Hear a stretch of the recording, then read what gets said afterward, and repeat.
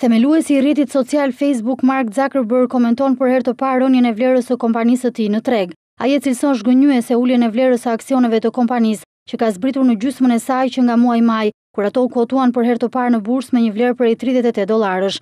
Megjithatë, Zuckerberg është optimist se Facebook do të bëjë më shumë para dhe beson se ardhmja e kompanisë është në telefonat celular. Zuckerberg është i qartë se rënja e vlerës së aksioneve dëmtoi imazhin e kompanisë Facebook.